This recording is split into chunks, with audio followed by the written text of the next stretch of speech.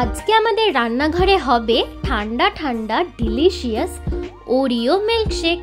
নমস্কার, আমি সুমি আর আপনারা দেখছেন মামনির রান্নাঘর।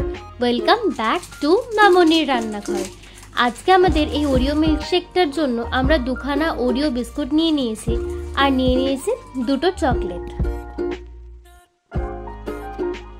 এবারে একটা মিক্সিং জারে আমরা এই চকলেট আর ওরিও বিস্কুট দুটো একসাথে দিয়ে দিলাম।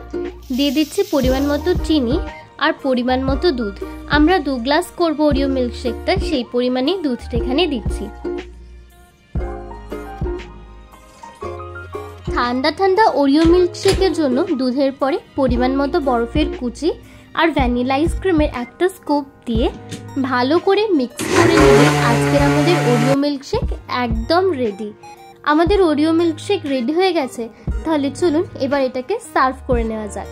আমরা যে গ্লাসে সার্ভ করব সেই গ্লাসটাকে একটু চকলেট সিরাপ দিয়ে এইভাবে ডেকোরেট করে নিচ্ছি, যাতে গ্লাসটা দেখতে খুবই সুন্দর লাগে আর আমাদের ওরিও মিল্কশেকটাও আরেকটু ভালো লাগে খেতে।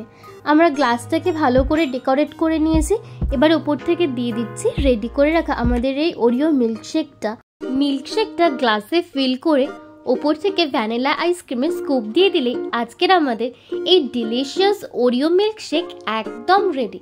এই মিল্কশেকের রেসিপিটা আপনাদের কেমন লাগলো সেটা কিন্তু অবশ্যই কমেন্টে জানাবেন, আর ওরিও মিল্কশেক আপনাদের কেমন লাগে সেটাও কিন্তু জানাতে ভুলবেন না। আর যদি আপনারা এখন আমাদের চ্যানেলকে সাবস্ক্রাইব না করে থাকেন তাহলে চটপট সাবস্ক্রাইব করে নিতে পারেন।